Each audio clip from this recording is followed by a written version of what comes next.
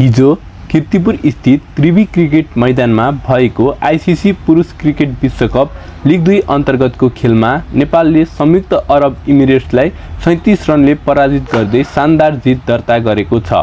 Toss हारेर पहिले ब्याटिङको निम्तो पाएको नेपालले चुनौतीपूर्ण पिचमा 48.2 ओभरमा सबै विकेट गुमाएर 200 रनको मध्यम न्यून योगफल तयार पारेको थियो।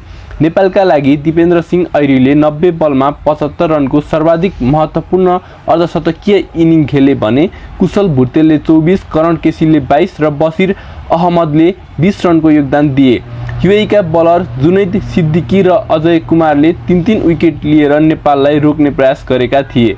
201 रनको लक्ष्य पछ्याएको युएई नेपाली बलरहरूको सटिक र कसिलो बलिङ सामु टिक्न सकेन र 48.2 ओभरमा 163 रनमा अल आउट हुन पुग्यो। नेपालको जितमा तीव्र गतिका बलर करण केसीले घातक बलिङ गर्दै 9.2 ओभरमा मात्र 19 रन खर्चेर 4 विकेट लिए। उनलाई साथ दिँदै सन्दीप लामिछाने र सोमपाल कामीले समान 2-2 विकेट लिए भने ललित राजवंशी र दिपेन्द्र सिंह ऐरीले 1-1 विकेट झारे।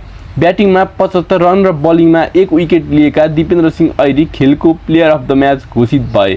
यो जितसँगै नेपालले घरेलु मैदानमा आफ्नो दबदबा कायम राख्दै लिग 2 को अङ्क तालिकामा महत्त्वपूर्ण स्थान सुरक्षित गरेको छ। यस्तै खेल सम्बन्धी पछिल्ला जानकारीहरूका लागि एसबी स्पोर्ट्स अपडेटसँग जोडिनुहोला। धन्यवाद।